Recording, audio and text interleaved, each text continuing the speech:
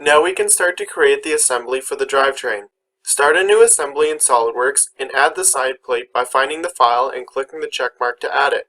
After we add the side plate, we should save the assembly file. This file name will be S15-OS-A001. Now we can begin to add other parts to the assembly.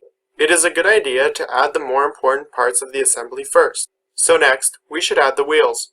Click on the Insert Components tool, click on Browse and find the VEX Pro 4-inch by 1-inch traction wheel.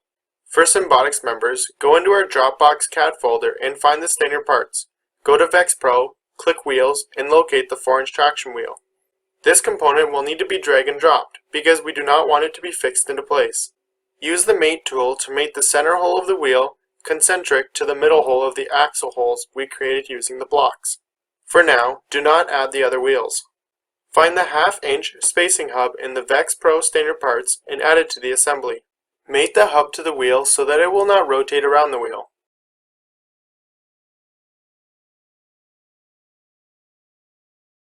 Then, mate the hub to the outside face of the wheel. We can now add the sprocket. Locate the 26-tooth sprocket in our sprocket folder and mate it to the hub properly.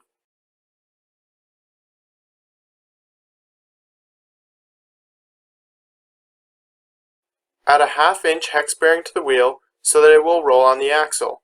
The bearing can be found in the bearing folder. Mate the bearing to the wheel on the opposite side of the sprocket.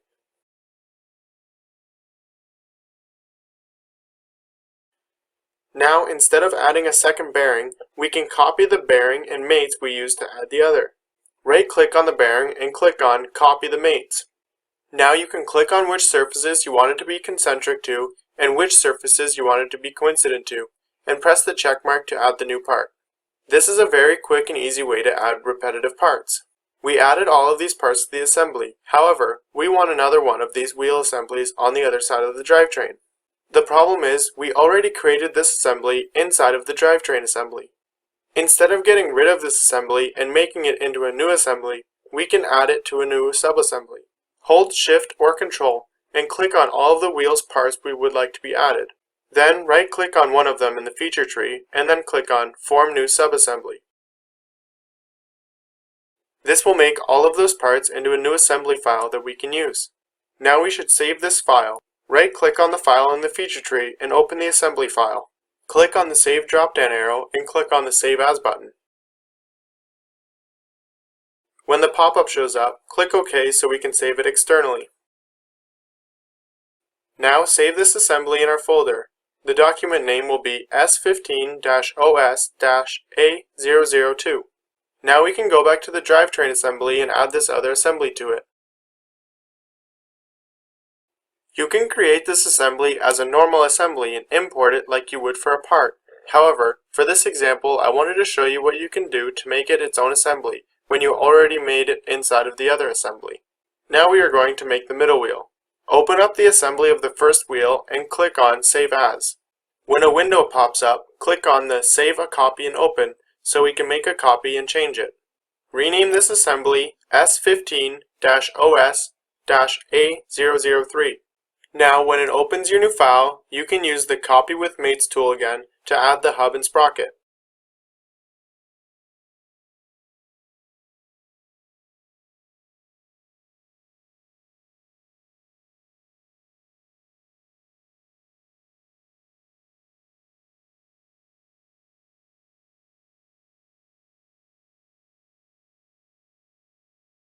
You will then want to change your bearing to being on the outside.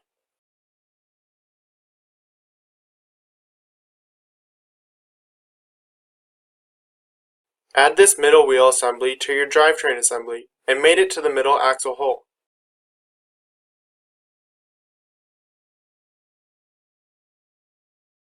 We can now add the transmission to the assembly. You can find it in the VEX Pro gearbox folder. Mate the output shaft to the hole, mate the front face to the side plate, and mate one of the mounting holes to the holes we created for them.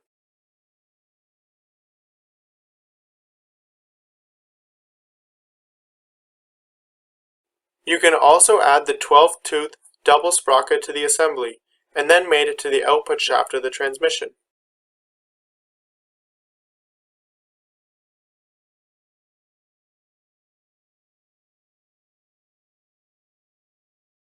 Now we have all of the sprockets added to the drivetrain. We can begin to mate all of the sprockets together, so they will be in line for the chain.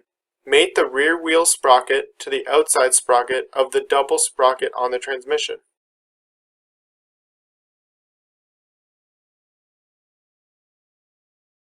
The inside of the double sprocket should be mated to the inside sprocket of the middle wheel sprocket. And the middle sprocket of the middle wheel will be mated to the front wheel sprocket. Now all of the sprockets should be in line with each other. Click and drag one of the wheels to see if everything moves together. If everything doesn't move together, you should find the mates you are missing and add them. In the next video, we will continue to add parts to the assembly.